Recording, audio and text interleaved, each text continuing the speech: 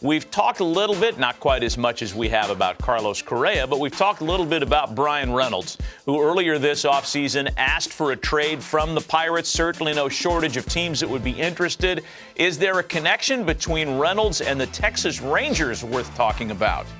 There is indeed, Matt. And Bryan Reynolds, to me, with about a month or so, only a month before pitchers and catchers report, this is probably the last major remaining transaction still out there. And I am told the Rangers among the most serious suitors for Reynolds right now. We certainly cannot count out the Yankees, but the difference between the Yankees and Rangers is the Rangers have 3 pitching prospects among MLB Pipeline's top 100, and that is what the Pirates would want in that potential deal. Jack Leiter, Owen White, Brock Porter. I believe that if the Rangers are going to be successful in getting Reynolds, they'd have to give up one of those 3 top-end pitching prospects. You see how valuable Reynolds has been to Pittsburgh, and you think about the American League West.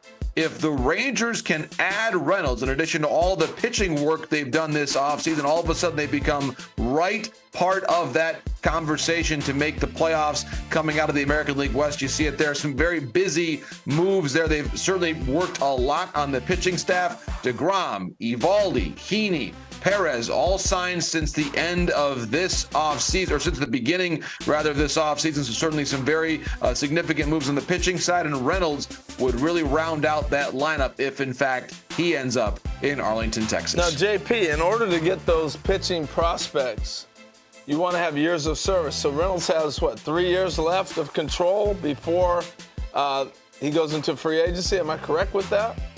Yes, and I think that the Rangers, given everything that we've seen from how they've handled their spending the last couple off seasons, they would probably be able to put together a much more compelling extension offer to Reynolds, and that would make them perhaps more comfortable giving up a pitcher like a Leiter or a White or a Porter. What we don't know, Harold, is if the Pirates would grant that extension window to say, all right, Rangers or Yankees, you can have the player and here's the agreement, but we're going to make contingent on an extension being agreed upon. It's rarely done in baseball, but the CBA does allow it, and I'd be really curious to see if in this circumstance, if the commissioner's office, the union, and the teams would allow that conversation to take place.